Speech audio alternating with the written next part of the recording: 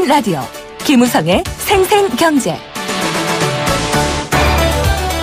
안녕하세요. YTN 라디오 김혜민 PD입니다.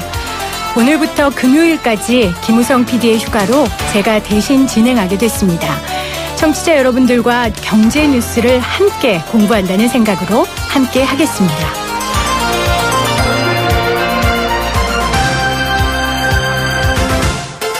이르면 다음 달부터 아파트 재건축의 안전진단의 기준이 대폭 강화됩니다.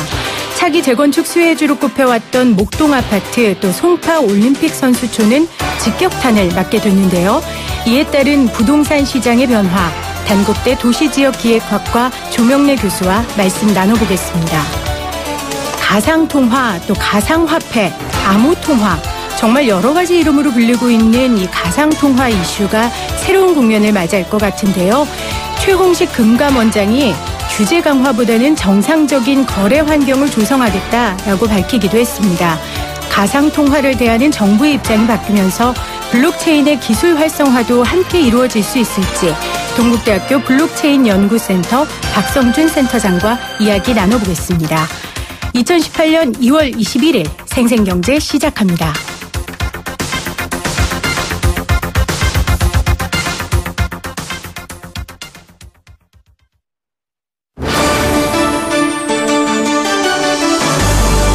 YTN 라디오 김우성의 생생경제.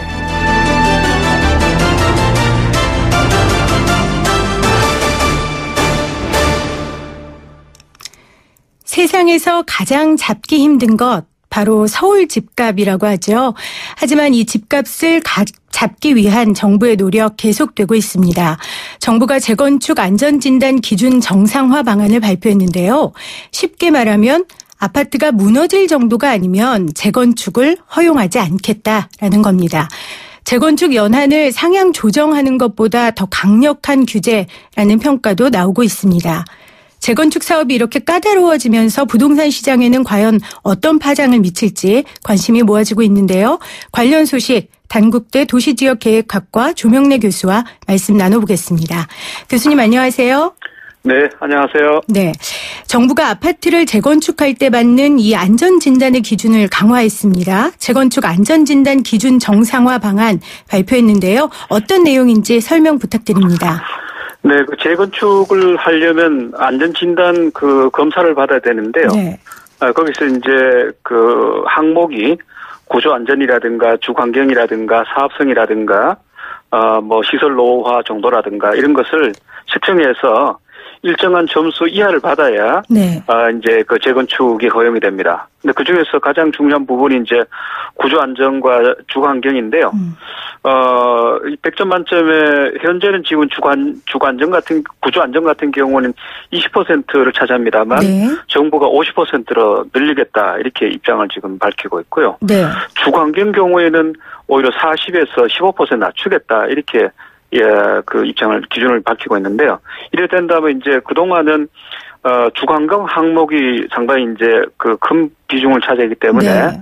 대충 환경이 나쁘면 이 재건축이 허용됐습니다만 앞으로는 이 구조가 부실할 때만 재건축을 하도록 하겠다라는 그런 이제 의지가 이제 표명된 겁니다. 그러다 네. 보니까 재건축이 이제 앞으로는 더 힘들어질 것이다 이렇게 이야기하는 것이죠. 네. 네. 예전에는 뭐 층간소음 같이 이렇게 단순히 살기 불편한 이유만으로도 재건축을 신청할 수 있었는데 이제는 붕괴 위험이 있거나 안전 문제가 큰 경우에만 재건축을 허용하겠다 이런 뜻이죠? 네.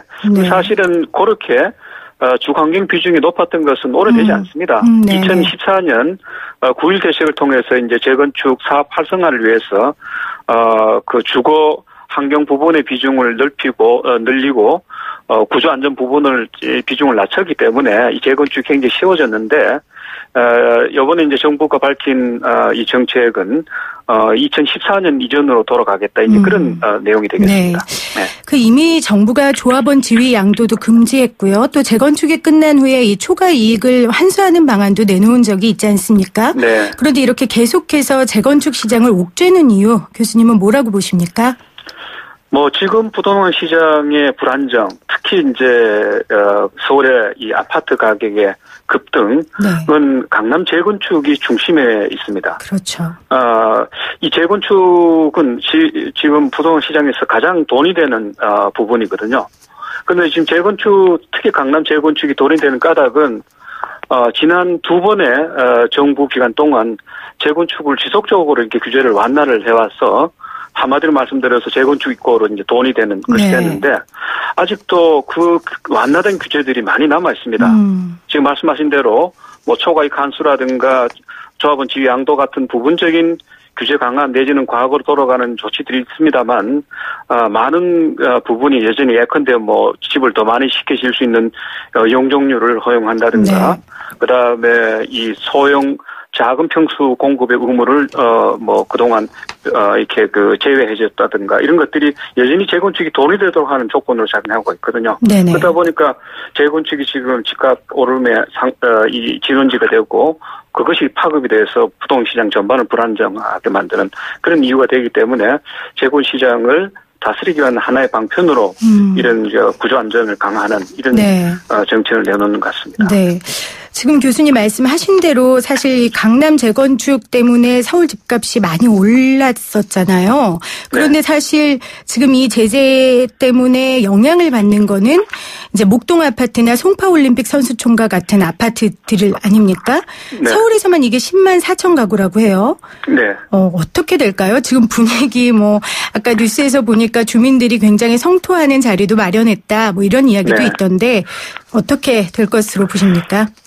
지금 말씀하신 대로 이번 이제 새 제도에 의해서 이제 직격탄을 맞는 그런 지역이 1980년대 후반에 지어진 네. 아파트 단지들입니다.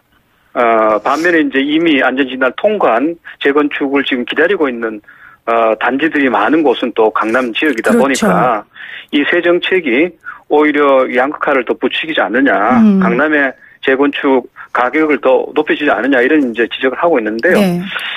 저는 그렇다 하더라도 이 안전 진단을 강화하지 않을 수는 없다고 보고 있습니다. 왜냐하면 강남을 넘어서 계속 재건축이 이루어지게 된다면 네.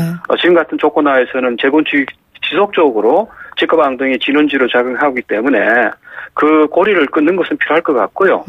그다음에 강남을 중심으로 해서 기왕에 지금 허가가 되는 그런 재건축 단지에서 재건축 통해서 가격 상승이 이루어진다면 그것은 다른 방법으로 네. 통제를 해야 된다고 보고 있습니다. 앞에서 말씀하셨던 초과이익 환수라든가 세제라든가 그다음에 강북 지역 같은 경우에는 다른 어떤 여러 대안적 사업을 통해서 사업 방식을 도입해서 네. 정비를 좀 활성화시키는 이런 것을 통해서 이런 불균형을 시정을 해야 되지 일시적으로 지금 강남 지역이 계속 재건축 가격이 오를 것이기 때문에 구조 안전 진단에 그 부분을 강화하는 것을 보류해야 된다는 것은 아닌 것 같습니다. 네. 그러니까 강남 재건축으로 강남 집값이 오르는 거에 대해서는 또 다른 제도로 또 다른 법률을 제정해야 된다 이런 말씀이신데요. 그럼 이 목동 아파트나 송파 올림픽 선수촌 이렇게 최근에 그 재건축 기대감으로 집값이 굉장히 많이 올랐었던 이 아파트들은 집값이 어떻게 떨어질 것으로 보십니까? 그렇죠. 아무래도 이 재건축하는 입장에서 보게 된다면 그동안은 2014년에 이제 9.1 대책에 의해서 재건축 안전 진단 기준이 굉장히 많이 완화됐습니다. 네. 그래서 대개 한 그 통과율이 그전에 50%에서 90% 이상으로 늘었고요. 그리고 이 통과되는 단지들을 보게 되면 96%가 조건부 통과였습니다. 네. 그런데 조건부 통과가 어떤 면에서 보면 사실은 재건축을 하지 않을 수 있는 단지들일 수 있는데 어쨌든 다 됐거든요. 그렇기 때문에 이번에 안전 진단 기준을 강화하게 되면 그만큼 통과가 어려지게 되겠죠. 그렇게 된다면 아무래도 재건축 아파트, 재건축을 기다리는 아파트의 네. 가격의 상승 폭은 둔화될 것 같습니다. 네. 그럼 거기에 대한 반대 급부로 신규 아파트의 수요가 몰리지 않을까 이런 전망도 있더라고요. 강남의 신규 아파트 그 수요라는 것은 저는 이 교과서 나오는 수요가 많기 때문에 공급이 이제 부족해서 가격이 오른다는 것을 일반적으로 설명할 수 없는 여러 가지 조건이 많다고 보고 있습니다. 네. 이를테면 4년 전만 거슬러 올라가더라도 이 신규 아파트 공급이 안 됐던 것은 전반적으로 부동시장 전반이 죽어있기 때문에 안 됐던 것이죠. 그래서 여러 가지 제도가 완화가 됐음에도 불구하고 재건축이 안 되다가 2014년 9.1 대책을 통해서 특히 재건축의 그 연한을 30년에서 40년으로 늘리고 안전 그 진단 기준을 완화하면서 네. 다른 부동산 정책과 맞물려서 이제 시장이 뜨거워지기 시작했는데 이렇게 강남의 주택 시장, 특히 재건축 시장이 뜨거워지는 것은 사실은 시장에 아주 이 실질적인 수요보다는 가수요가 더 많이 작용을 하고 있습니다. 네. 따라서 가수요가 이렇게 지금같이 풍부하게 있는 그런 상황에서는 사실은 공급을 더 늘린다 해가지고 강남 주택 문제를 해결할 수 있다고 저는 보지 않고요. 수요 관리, 가수요 관리를 어떻게 할 것인가가 저는 중요하다고 보고 있습니다. 가수요 관리를 어떻게 하느냐가 관건이다 하셨는데 그러면 교수님이 생각하는 그 방안이 좀 있으십니까? 지금 쉽게 말씀드려서 강남 재건축은 돈이 된다라는 그런 인식이 안 되도록 그야말로 그 필요에 의해서만 재건축이 될 수 있도록 하는, 지금 같은 경우는 강남 재건축을 하겠다 그러면 용적률도 현재 것에 한 3배 정도 주지 않습니까? 네네. 그러면 사업을 했다 그러면 돈이 되는 거예요.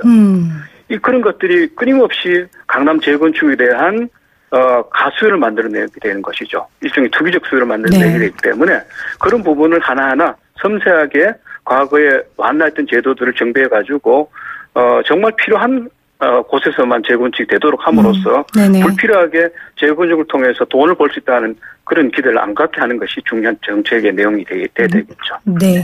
네. 결국 발표되는 정책들의 주된 목적은 서울 집값을 잡겠다, 집값을 좀 안정화시키겠다 하는 건데 그러면 이번 규제 때문에 서울 주택 가격이 좀 안정이 될까요?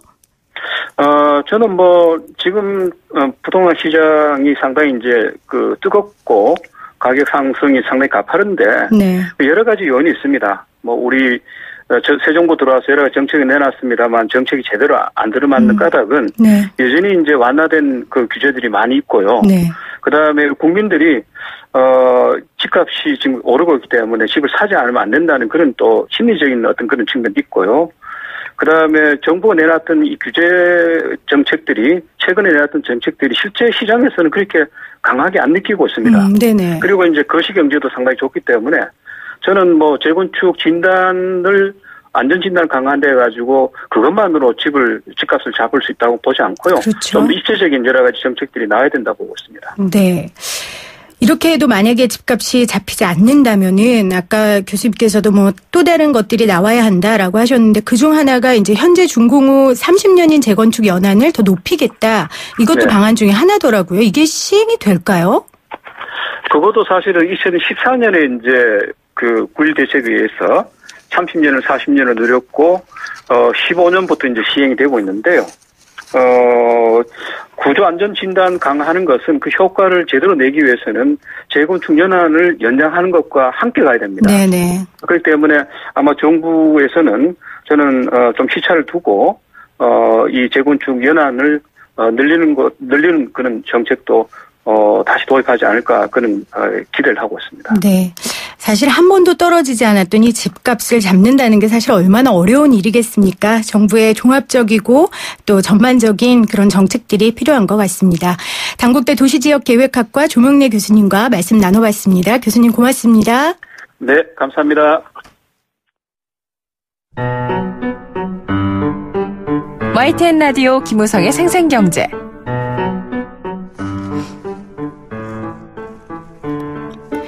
함께 느끼는 우리 경제 공감 사전입니다. 경제 공감 사전은 경제와 관련된 개념이나 또 단어의 뜻을 여러분이 새롭게 써주시는 코너죠. 단문 50원, 또 장문 100원의 정보 이용료가 부과되는 샵 0945, 우물정 0945 번은 문자와 또 스마트폰 앱 예스로 참여하실 수 있습니다. 참여해주신 분 중 추첨 통해서요. 도심 속 꿈의 놀이터 일산 원마운트에서 워터파크, 또 스노우파크 이용권 보내드립니다.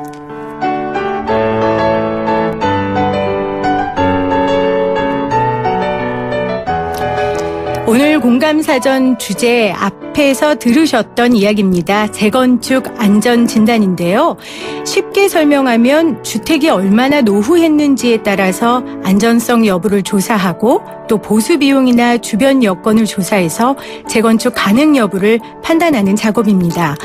보통 재건축 추진조합 측이 해당 지자체에 신청을 하면요.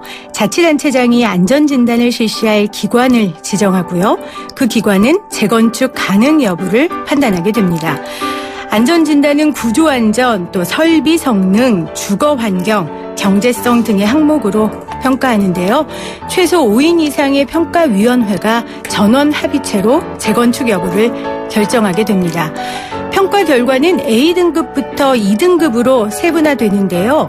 2등급은 즉시 재건축이 승인되지만 A에서 D등급은 다시 재검토한 뒤에 재건축 시행 시기가 최종 결정됩니다. 정부가 이런 재건축 안전진단을 강화하겠다고 밝힌 만큼 재건축의 선정 기준이 더욱 까다로워졌는데요. 청취자 여러분들은 이런 정부의 방안 어떻게 생각하십니까? 다양한 의견 기다리겠습니다.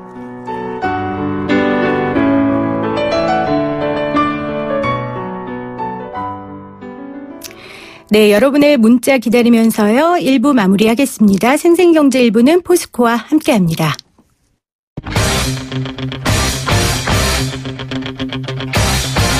지금 가장 뜨거운 경제 소식. 경제 톱 뉴스.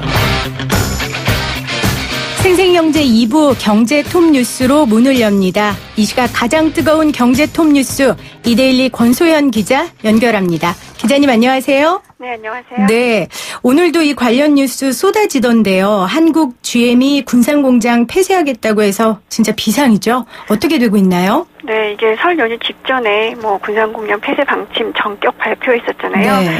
GM 경영진이 어제 국회 찾아서 여야 원내대표와 의원들 만나서 대책 논의하기도 했는데요. GM은 본사가 이 한국 GM의 회생을 위해서 빌려준 3조 2천억 원 정도 대출금을 주식 형태로 출자 전환하겠다 이런 자구안 제시한 것으로 알려졌습니다.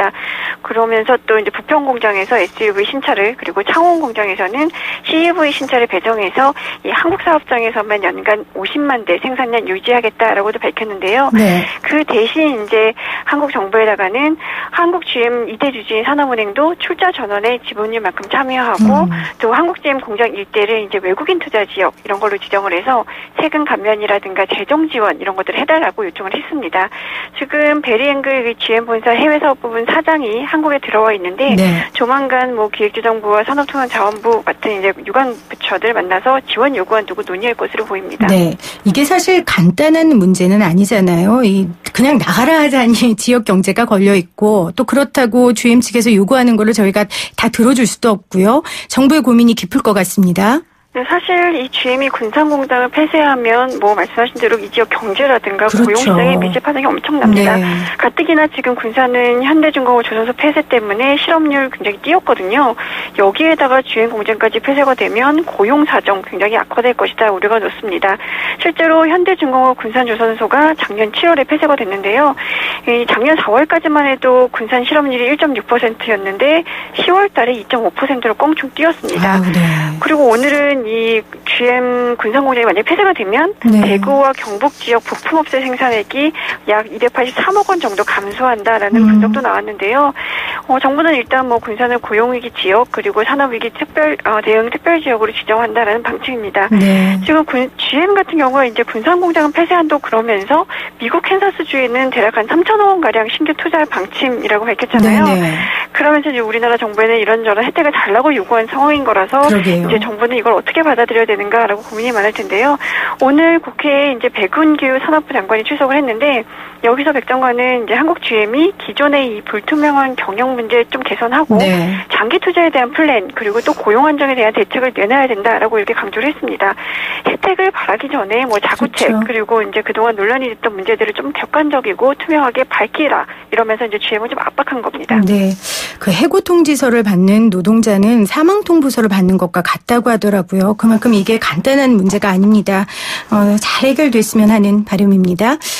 이번 설에 해외여행 가신 분들 이번 설에도 많으세요. 작년 해외에서 신용카드 긁은 금액이 20조 원에 달한다고요? 네, 이 해외여행 많아지면서 이 해외에서 카드를 사용한 금액도 크게 늘었는데요. 지난해 내국인이 해외에서 긁은 카드 금액이 171억 1천만 달러였습니다. 와우, 대단하네요. 네, 이게 뭐 1년 전에 비해서 20% 정도 늘어난 건데요. 네. 그 전에 143억 달러를 기록해서 사상 최대였는데 작년에 이제 다시 또 사상 최대 기록을 갈아치운 겁니다. 작년 연평균 환율이 1130.5원이었으니까 이걸로 환산하면 대략 한 19조 3,500억 원 정도를 쓴 건데요.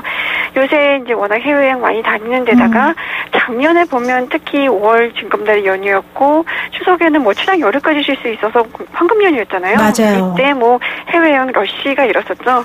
거기다가 이제 그렇게 해서 보면 작년 내국인 출국객 수가 2,650만 명으로 전년 대비 18% 늘었습니다. 네. 나간 만큼 많이 쓸 수밖에 없었던 상황이고요. 또 해외 나갈 때 보통 이제 미리 환전해서 현금 들고 나가는 경우도 많았는데 요새는 또 카드 쓰는 사람 많아졌거든요. 네. 이것 역시 이제 해외 신용카드 사용액 늘어난 요인으로 꼽힙니다. 반면에 외국인이 국내에서 카드로 쓴 금액 얼마인가 봤더니 85억 2,100만 달러였는데요. 전년 대비로 20.4% 줄어든 겁니다. 아무래도 사드보복 때문에 중국 관광객 줄어드는 여파 굉장히 컸던 것 같습니다. 다시 뭐 중국 관광객들이 찾고 있으니까요. 우리나라에서 쓰는 이런 외국 돈도 외국인들이 우리나라에서 쓰는 돈도 많이 늘어났으면 좋겠습니다. 가상화폐 또 들썩이네요. 네, 가상화폐 거래소 빗썸 보니까 지금 비트코인 좀 전에 1,300만 원대 조금 넘어선 수준이었는데요. 네. 이게 이달 초에 700만 원도 붕괴됐었잖아요. 그거에 비하면 뭐 많이 회복이 된 겁니다. 오늘 새벽에는 한때 1,400만 원을 넘어서기도 했는데요. 요 근래 가상화폐 긍정적인 뉴스들이 좀 많이 나왔거든요. 뭐 어제 최영식 금융감독원장이 이제 자율규제 차원에서 거래소들의 말처럼 거래가 정상화될 수 있었으면 좋겠다. 뭐 금융상품이든 통화든 정상적인 거래가 이루어지면 지원하겠다. 이렇게 말했는데요. 뭐 이전에는 거래소 폐쇄까지 언급할 정도로 규제 일변도였는데 이 입장이 한 180도 달라진 겁니다. 정부가 최근 가상화폐 정책 방향을 이제 무조건 규제하기보다는 좀 투명하고 안전하게 좀 정상적으로 거래하는 걸로 바꾸면서 금융당국 입장도 달라진 건데요. 가상화폐 시장에서는 뭐 굉장히 호재로 받아들이고 있는 상황입니다. 해외에서도 좀 긍정적인 뉴스가 있더라는데요. 베네수엘라가 페트로라는 가상화폐를 발행하겠다라고 밝혔는데 이게 정부가 지급보증하는 법정 가상화폐를 발행하는 게 처음이거든요. 네. 여기다가 지금 모바일 메신저로 굉장히 유명하죠. 텔레그램이 가상통화 공개 사전 판매로 1조 원 가까운 자금을 끌어모았다라는 뉴스도 호재로 꼽힙니다. 이 텔레그램은 이제 블록체인 플랫폼을 개발하고 있는데 이 플랫폼 내에서 이용할 수 있는 그램이라는 가상화폐 판매를 위해서 ICO, 그러니까 우리가 가상통화 공개라고 얘기를 하는데요. 네. 이거를 진행을 했는데 이게 목표액이 1억 5천만 달러였는데 이보다 훨씬 많은 5억 8천만 달러, 8억 5천만 달러가 물렸으니까 여전히 관심이 굉장히 뜨겁다라는 방증이었던 거죠. 그렇네요. 저희가 이 관련 내용 이어지는 생생 인터뷰 2부에서 자세히 준비하고 있거든요. 여러분 기대해 주시고요. 오늘 경제 톱뉴스 중에서도 톱뉴스 어떤 거 꼽으시겠어요? 아무래도 GM의 군산공장 폐쇄 이거를 꼽지 않을 수 없을 텐데요.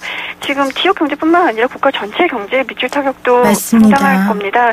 네, 최근에 수입산 철강에 대한 관세를 높게 부과하기로 한 결정이라든가 뭐 세이프가드 조치 이런 게 다 이 트럼프 정부의 통상 정책과 맞닿아 있는 걸로 보여지는데요. 이 트럼프의 아메리칸 퍼스트 전략이 계속 이런 문제를 만들 걸로 보입니다. 이런 거에 지금 우리가 휘둘리지 않으면서도 실속을 챙길 수 있는 현실적인 대책 찾기가 쉽지 않아 보이는데요. 정부가 어떤 결정을 내릴지 좀 주목되긴 합니다. 네, 지금까지 이데일리 권소연 기자였습니다. 감사합니다. 네, 고맙습니다.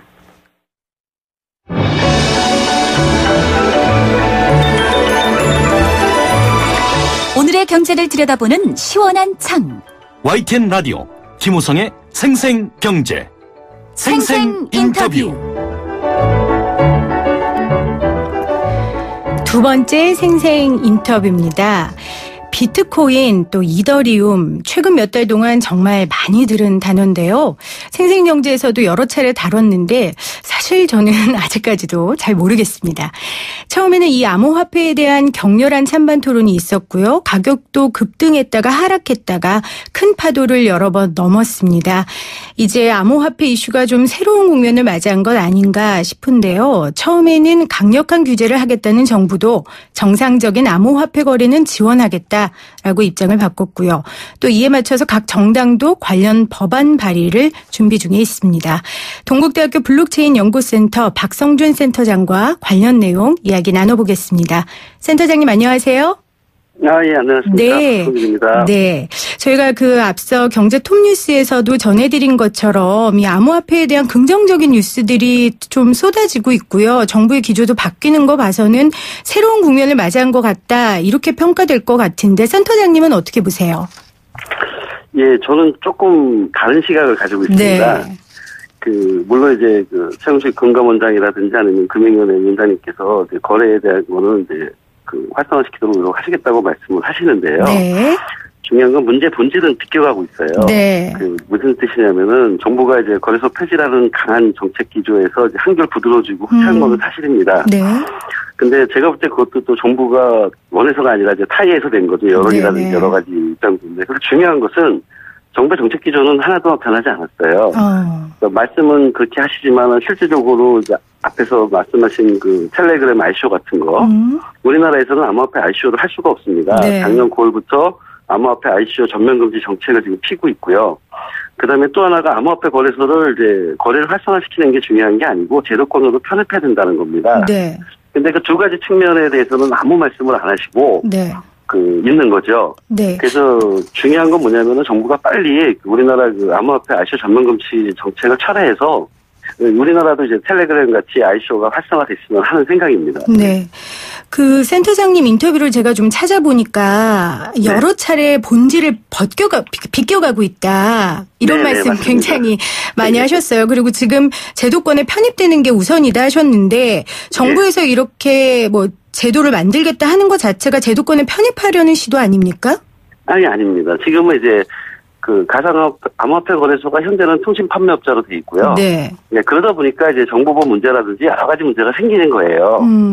근데 중요한 건 뭐냐면 그러면 이제 암호화폐 거래소의 사업 분야를 어떻게 할 건지. 네. 통신 판매업자로 있는 거를 예를 들어서 암호화폐 사업자라든지 이런 거를 이제 만들어야 된다는 거죠. 그리고 그거를 만들 때 정보보호라든지 아니면은 암호화폐 가입자들의 피해를 방지하기 위한 여러 가지 제도도 장치가 필요한데 그런 거에 대한 얘기는 아직까지도 하고 있지는 않고 그냥 거래소에 대해서 좀 활성화시키겠다 이런 말씀만 하시는 거죠. 그걸 저는 본질이라고 얘기하는 겁니다.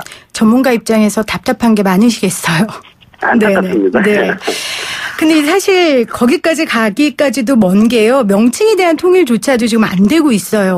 어떻게 부르느냐에 따라 사실 개념에 대한 정의가 정해지는 것 아니겠습니까? 네, 맞습니다. 예. 네. 그래서 정부는 일단 가상통화라고 부르기로 했는데 정당마다 또 부르는 이름이 다 다르더라고요.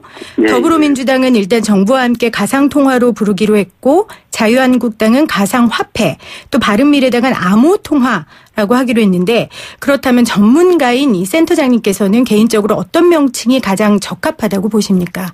예. 사실은 이제 명칭의 문제보다는 의미의 문제가 다 사실 더 큰데요. 그렇죠. 굳이 이제 명칭으로 보자면은 우리가 명칭을 생각하면은 사람의 생각의 의미를 나타낼 수 있는 것이었습니까? 맞습니다. 그런데 저희가 암호화폐라고 부르자고 주장하는 이유는 기존에 저희가 가상화폐, 전자화폐 또는 사이버머니, 게임머니 이런 거는 많이 쓰고 있잖아요. 근데 그런 어떤 기존에 사용하던 명칭하고 지금 현재 나와 있는 비트코인이나 이더리움 같은 거는 좀 다른 아예 개념이 좀 다르거든요. 네. 그래서 기존에 사용하던 용어랑 좀 분리하고 싶어서 이제 암호화폐라고 얘기하는 게 맞습니다, 기술적으로. 네. 그리고 정부가 이제 사용하는 가상통화라는 명칭은 제가 볼 때 어떤 의미가 들어가 있냐면은 일단 화폐로 인정하기 싫으신 거예요. 그렇죠. 예. 그래서 그 명칭에 있면은 바로 그 사람들이 그 대상을 바라보는 시각을 나타내는 것이기 때문에 중요할 수도 있고 또 한편으로는 뭐냐면은 또 명칭은 중요하지 않을 수도 있습니다. 왜냐하면은 각 지금 정부는 가상통화라고 그다음에 민주당은 가상통화 이렇게 가상화폐 암호통화라고 하지만 사실 의미만 서로 합의를 하면은 큰 문제는 없다고 봐요. 중요한 건 뭐냐면은 그 명칭이 뭐가 되든 그 명칭을 쓰는 것의 대상에 대한 의미를 정확히 우리 한번 갖자는 거죠. 그리고 제 개인적으로는 암호화폐가 가장 적합한 명칭이라고 생각을 하지만 현재 정당에서 하고 있는 걸 보면은 그 중에 그냥 바른당이 암호통화가 그래도 제일 적합하지 않을까 생각을 합니다. 암호통화가 가장 적합하다. 그나마. 네.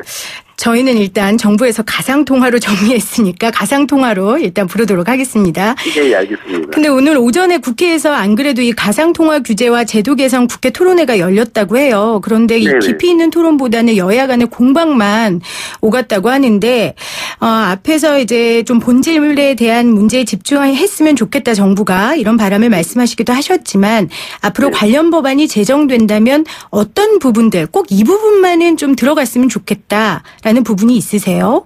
네.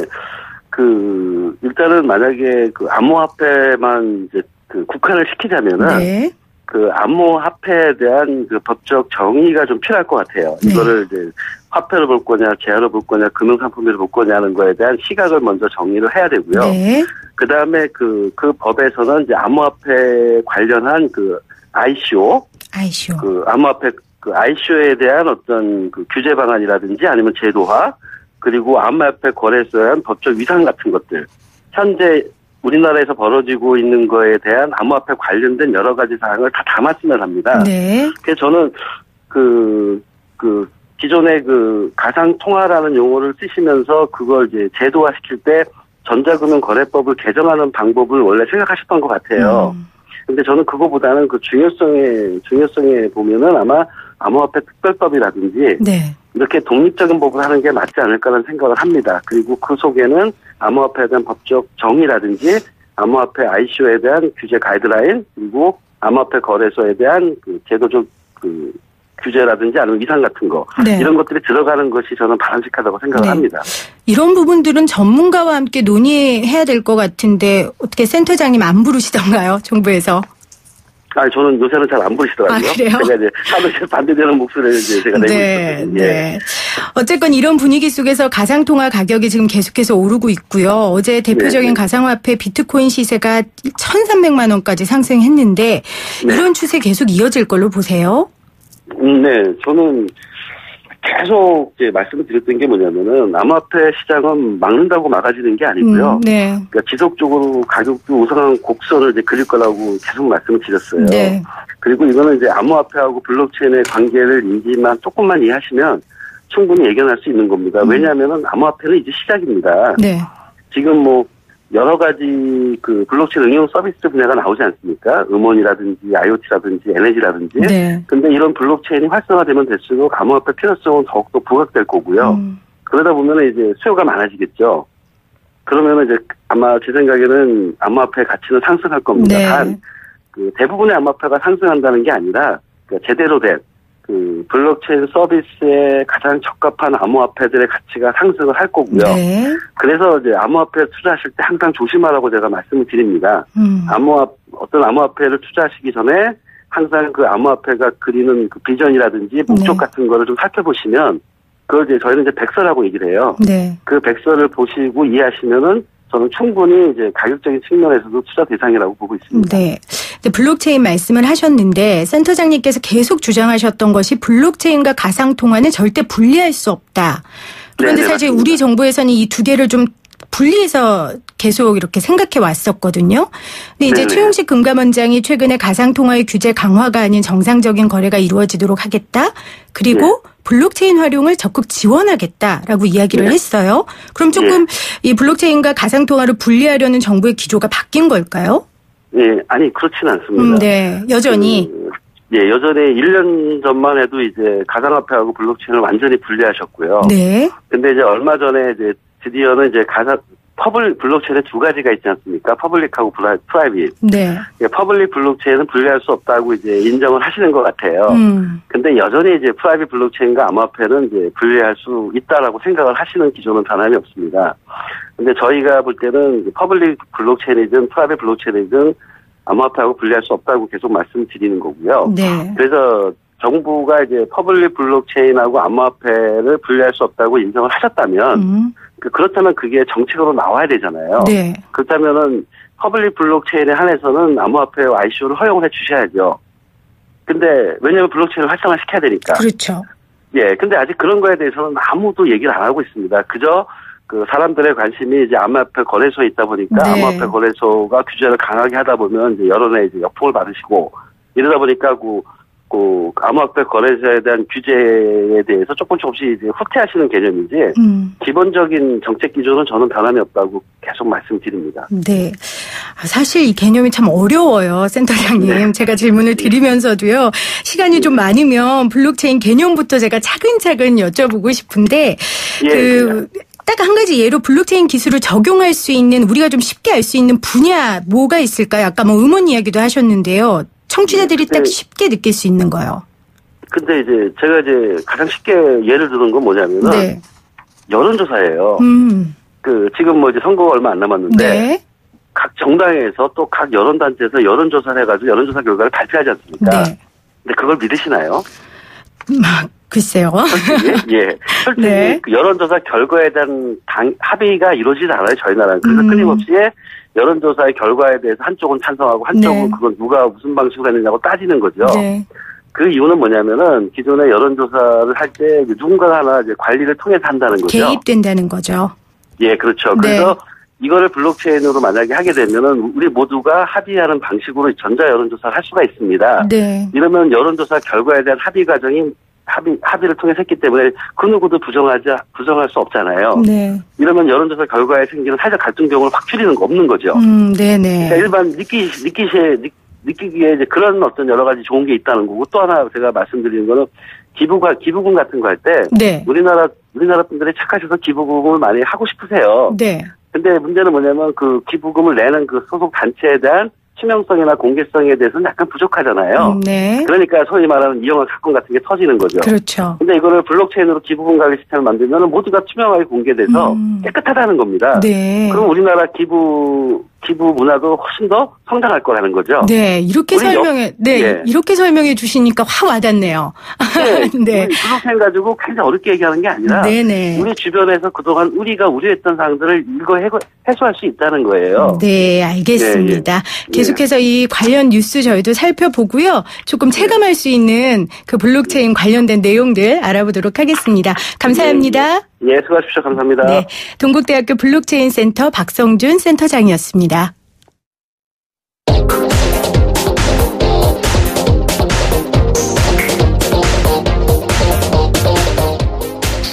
네, 수요일 코너죠. 경제수사대입니다. 네, 경제수사대. 오늘은 2017년 중에 보이스피싱과 또 대포통장 현황에 대해서 우리 금감원의 불법 금융대응단 김음 선임조사역과 함께하겠습니다. 안녕하세요. 네, 안녕하십니까. 네, 제가 조사역님 이렇게 부르낼까요? 네네. 네. 작년도 보이스피싱과 이 대포통장 현황 어떻습니까? 네. 2017년 중 대포통장은 총 45,422건이 발생하여 2016년도에 46,622건에 비해 감소하는 등 네. 2015년 이후 지속적으로 감소하는 추세를 보이고 있습니다. 반면에 보이스피싱 피해액의 경우 2016년 1,924억 원에서 2017년 2,423억 원으로 499억 원이 증가한 것으로 나타났습니다. 아, 네. 예, 금액이 커서 잘 안 와닿으실 텐데 네. 일평균으로 해보면 6.7억 원 정도가 나옵니다. 근데 이 보이스피싱 당한 사람들 이야기나 사례를 들어보면 이걸 속을까? 막 이런 생각이 들 정도로 얼토당토하는 경우들이 있거든요. 근데 이렇게 피해가 계속 증가하는 이유가 무엇일까요? 네.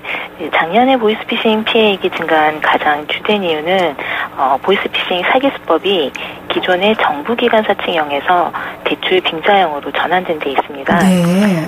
기존의 정부기관 사칭형의 경우 피해자가 기존의 예금으로 가지고 있던 자금을 순금하게 됩니다. 반면에 저금리 대출로 바꿔준다고 속여 기존 대출금을 상환하게 하는 대출 빙자형 보이스피싱의 경우 아무래도 새로 대출을 받기 위해서 이를 가르치다 보니 건당 피해 규모가 커서 피해액 증가로 이어진 것으로 보입니다. 저희가 분석한 결과 대출 빙자형 보이스피싱 사기 건당 피해 규모는 15년에 284만 원에서 17년에 427만 원으로 지속적으로 커지고 있는 것으로 나타났습니다. 그러니까 규모가 커지는 거군요. 그 피해 금액이. 네.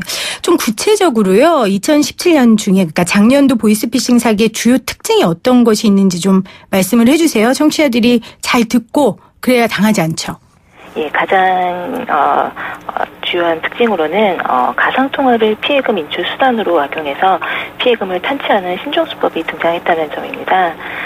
특히 2017년 하반기 들어 148억 원이 가상통화를 악용한 피해 사례였는데요.